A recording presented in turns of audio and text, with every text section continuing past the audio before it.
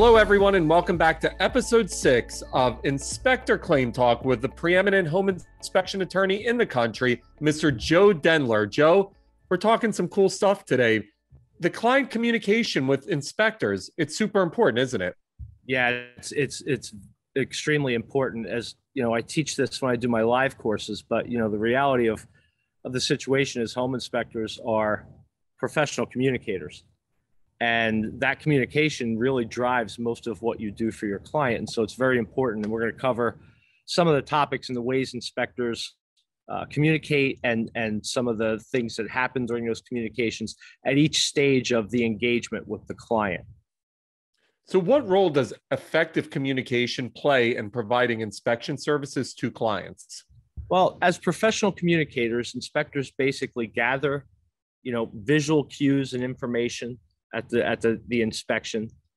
They filter everything that they observe and they learn at the house through their expertise and all the training that they've gotten and their experience.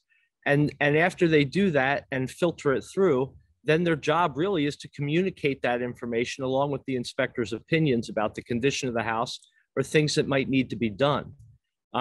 You can be the best inspector in the history of inspection, but if you can't write and you can't verbally communicate to your client, or you have difficulty communicating with your client if it's a troublesome situation like a claim, well, then you're not really doing the full job of inspecting, because the communication, that written report, really is the work product that the client is going to take with them and use and maybe refer to again and again. But the job is really about professional communication, in addition to knowing what you see and what it is and what it does, and that education and training that you get. So how do inspectors actually communicate with their clients? What are the different ways? Well, there's multiple steps in the inspection process where the communication occurs. So first, it's going to be with your advertising and marketing materials. What do you have out there about you? What's on the internet about you? What paper or cards or anything else tells the consumer and the client about you? That's your first line of communication with the world. And so you want to make sure with that one in particular that it's accurate. Unfortunately, over the 20 plus years that I've been representing home inspectors in litigation matters, I've had a few occasions where inspectors weren't entirely honest, let's say, on their website about what they can do or what they're trained for or their membership associations. And those claims, in addition to causing problems if you have litigation about a regular claim, some of those misrepresentations are actionable by themselves in certain states that have consumer protection laws. And so you want to be very careful that everything you put out there, that communication from your advertising and marketing, is 100% accurate and really tells the story about you. After that, it's the initial contact you have with the client, probably when they schedule the inspection. The communication there is going to be more fill in the blanks. You're going to try to gather some additional information you might not have, like the square footage of the house or who is actually going to be on the deed. This is the time to ask those questions that you don't have answers for, but you need answers for. You can't do your inspection agreement until you know who's going to sign it. You need to know who the report's going to be delivered to. You need to know when it's going to be done. So all that communication, even though it's somewhat mundane office style communication, is still an opportunity for you to communicate with your client and gather some information from them that might help you. Then there's the inspection agreement. And, I've done one of these claim talks on those already, and I'd certainly take a look at that if you want more detailed information about inspection agreements. But that's your next opportunity to communicate with your client. After that, it's verbal communication at the inspection. Then you're going to have your inspection report. And then if you have questions or a call or a complaint from the client later on, that's going to be the last stage of communication with your client. So what information comes from the advertising and marketing materials? As we discussed it a little bit, it's mostly the story of you, but in particular, it's going to show the association you're with. It may have some testimonials from clients. It may provide some details about the services you do perform, like if you perform mold or radon. Sometimes your clientele really doesn't know about all the other ancillary services that might be added to a home inspection that they may be interested in. They hear home inspection, they've got 10 million things going on when they're trying to close this transaction. And sometimes it's helpful in your marketing and advertising materials to be very clear about those other services, because it allows you to maximize the economic benefit you get from doing the inspections, because you can offer multiple services. And it also educates your clients about what might be out there that's new or something they might need for the house. What communication comes from the inspection agreement? Well, the inspection agreement ideally should focus on basic things about the inspection itself. So if you're in a state, for example, that has certain requirements about the communication that has to be in your agreement, then obviously you want to follow those first and make sure that communication is in there. But generally, the communication is going to be who the inspector is, the price. It's going to talk about the scope of the work, what standards of practice are going to be used by the inspector.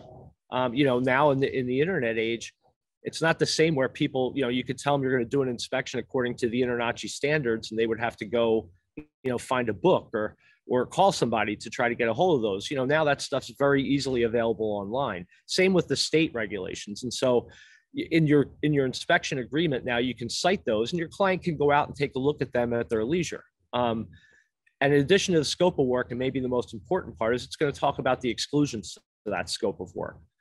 Like we have in the InterNACHI standards, there's several basic things that are excluded from a home inspection. It's usually found in the agreement. This is even more critical if you're in a state like Illinois or Florida, where the state regulations don't ever even mention these basic exclusions. You have to be responsible for putting those in your agreement in order to be able to use those. And these are the very simple ones, like you're not going to go in an unsafe space, or you're not inspecting for mold, or you're not an engineer or architect. In those states and others where they don't specify the exclusions, that stuff really needs to be in the agreement. That's a super important point of communication for you in that document. And then, of course, if you have contractual defenses, if you have a limitation of liability provision, or a limit on the time somebody can bring a lawsuit against you, or specifications for how they're to address claims against you, all those communications would be contained ideally within that inspection agreement. What communication comes from the initial contact and scheduling? Well, as we said, we do a little bit of more getting information from the client at that stage, but some other things you can communicate to your client there are, again, you can talk about the pricing. You can talk about what might happen in certain contingent situations, like what happens if you have to cancel? What happens if we get to the house and we can't access a certain area? Sometimes it's better, in addition to that written agreement, to verbally go over with the client a little bit about what the inspection entails and what they should be prepared for. And sometimes there might be specific things where in advance that you're going to need to have them contact the owner of the property or the owner's agent to allow you access to areas that might not be normally open to the inspector. If a client is present at an inspection, should the inspector worry about writing down what the client was told? Is there a CYA aspect here? Yeah, absolutely, 100%. In my role as the Chief Officer for Claims and Risk Management for the InterNACHI Insurance Program and EliteMGA, I see a lot of claims where the inspector says to me, well, I told them this at the inspection. And then I get in the report and it's not there, or it's not written the same way. That can be devastating in terms of a claim, because, it's always going to be their word against yours. If something is important enough that you need to express it to your client or point it out to them when they're with you at the inspection, then it's clearly important enough to make it, sorry, we're outside today, we may have some bees. It's clearly important enough to make it into your report. And so you always want to make sure, if you're telling the client things, that's not enough. The written report still has to reflect all of your opinions. And you want to make sure, as best as you can, that written report is consistent with what you told the client at the inspection. Because if it's not, there's going to be a problem, because a jury or a judge or an arbitrator is more likely than not to read your report and say, well, you would have said it here if you said it during the inspection. So if it's critical enough to mention it to the client at the time of the inspection, it definitely needs to make it into the report. And it's definitely something an inspector should be cognizant of when they're doing these communications. What communication comes from the inspection report? Well, there's 4 or 5 points, really critical points, that come from the report. First, again, we're going to talk about what's being inspected and what's not, and why. Because in the InterNACHI standards of practice, as well as the state-based standards of practice that are out there. Generally, an inspector is obligated to provide a written report that discloses what was inspected, what was not, and the reason why. And if there's a particular system or component that is usually part of a routine residential inspection, but is not part of this inspection, the inspector is obligated then to notify the client of that in the report. So that's a critical piece of information that shows up in the report. In addition to that, you're describing the various systems and components there in more detail. And ideally, what you're doing is explaining these systems and components to the client so that they understand the differences between those and other systems and components in the home. You're going to state the material defects in the report, which is really the be all end all, highest duty that the inspector has under any standard, is to identify material defects, things that significantly adversely affect the value or the safety of people on the property. And so that's the most critical part of the report. That's where, the rubber meets the road, and this is exactly what you're required to do. And so you want to make sure that communication is crystal clear and doesn't conflict with other things you might say in other parts of the report. The other critical thing is, if you're going to make a recommendation to have the system or component evaluated further by a specialist, that's going to be in the report. And that, again, is a critical communication to the client. So those things are really, and I guess the monitor and repair as well. If you're going to suggest to them that it's something that's more of a maintenance item, that information is going to be in the report as well. How should an inspector treat communications with a client when there's a callback or complaint? It's a business event. It's easy for us as professionals, and listen, I fall into this bucket myself. It's easy for us to become perturbed if someone wants to challenge our professional skills, or say maybe perhaps we didn't do the best job we could do. And I fully get that. But you have to remember that these events are business communication events. So you always want to take the high road. You want to be a professional, but you want to also be clear and concise in your communications. And you want to offer to come back to the property and see the conditions so you can gather evidence for yourself. And perhaps maybe while you're there, you can show the client why this particular issue wasn't part of the inspection.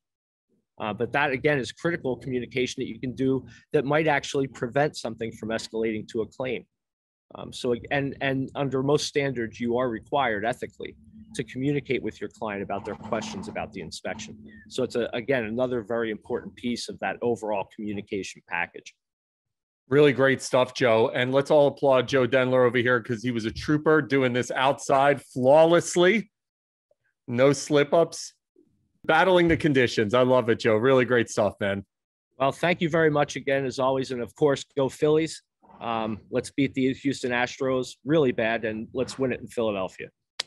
Hopefully all the home inspectors are Phillies fans. Hopefully, but to my Houston clients and friends, I'm happy to take a bet, but otherwise, best of luck to you to the extent it doesn't interfere with my enjoyment. Great seeing you, Joe. Take care, everybody.